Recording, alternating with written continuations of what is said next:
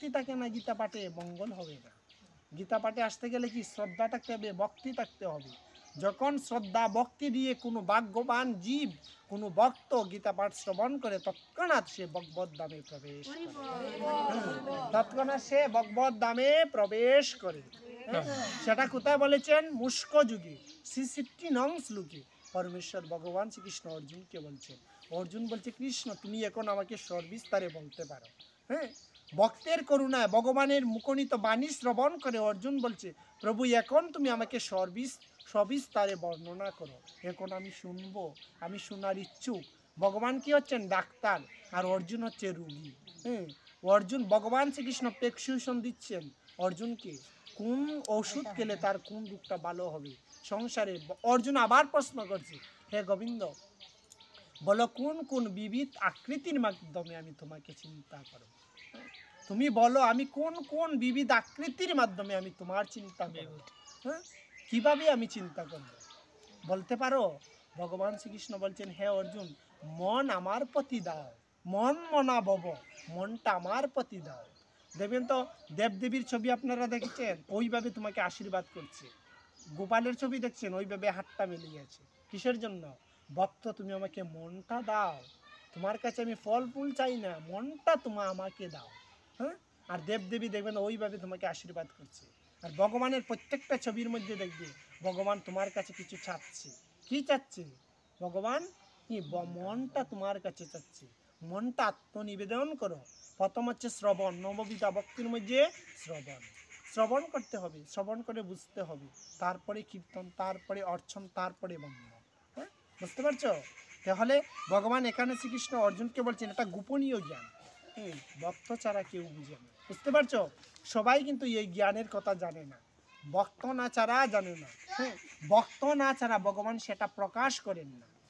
মুনি ঋষিগণ ধ্যান করেও ভগবানের এই রূপের কথা, গুণের কথা তারা জানে না। অর্জুন, তুমি আমার ভক্ত বলে, তুমি আমাকে সখা বলে ডেকেছো বলে, বন্ধু বলে ডেকেছো বলে আমি তোমাকে সেই জ্ঞান প্রদান করছি।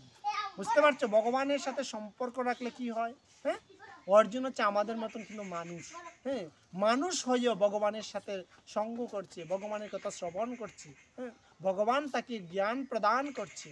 করুণা হয়ে, কাতর হয়ে অর্জুন বলছে, হে কৃষ্ণ তুমি আমাকে বলো, এখন আমি শুনতে ইচ্ছুক। তো ভগবান বলছেন, অসদ্য না পুরুষা ধর্মস্য অস্য পরন্তম অপ্রাপ্য মাম নির্বন্তে মৃত্যু সংসার ভর্থন। ভগবান কি বলছেন? হে পরন্ত, এই ভক্তিতে যাদের উদয় হয়নি, এই যে এইরকম সাধু সঙ্গের যাদের মন বসে না, এইরকম সাধু সঙ্গে যাদের মন বসে না, আমার কথার, আমার গীতামৃত বাণী শুনিয়া যাদের হৃদয়ে পাষাণ গলে না, তারা বুঝবে আরেকটা জনম তাদের যাওয়া আসার পথ আছে। বুঝতে পারছো? যাতে আরেকটা জনম সে আগত, সে আসবে। শ্রী রামচন্দ্র বিভীষণকে বলেছিলেন। হ্যাঁ, বিভীষণ বলেছিল শ্রী রামচন্দ্রকে, প্রভু কখন জীব তোমার নাম নেয়, কখন জীব তোমার শরণাপন্ন হয়।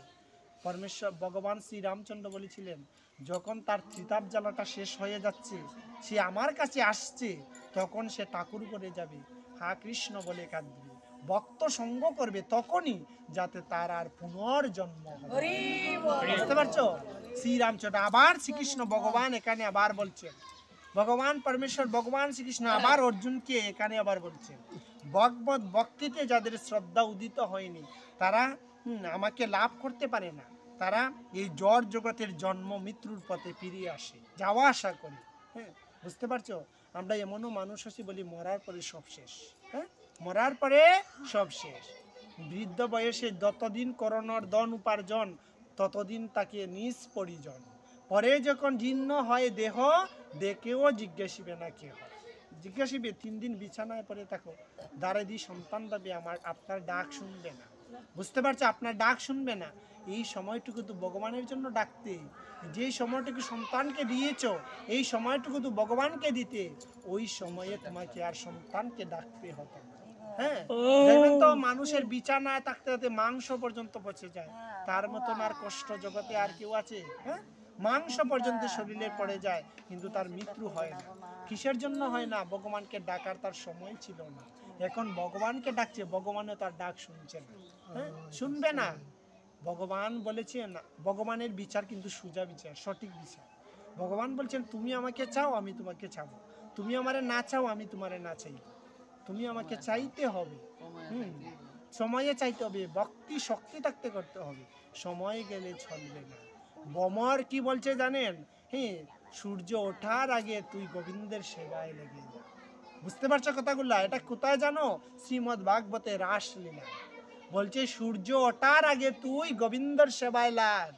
যদি আমি তোর মধু পান করি তাহলে গোবিন্দের সেবায় লাগতে পারবে না। বুঝতে পারছো? আবার বলছে আমাদের কি বলছে, ইশারা করে কি বলছে জানো?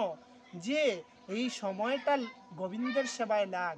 যখন কেউ তোর মধুটা হরণ করে নিবে সেই সময় গোবিন্দ তোর ডাক আর শুনবে না। হ্যাঁ, বমর বলছে ভ্রমরের ভিতরে যে জ্ঞান আছে আমাদের ভিতরে সেই জ্ঞানটুকু নেই, জ্ঞানটুকু নেই। বমর কি বলেছিল? সূর্য ওঠার আগ পর্যন্ত আমি পুলে বসবো না।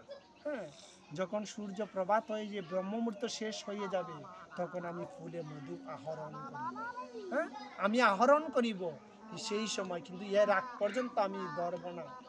কিসের জন্য? ওই ফুলটা গোবিন্দের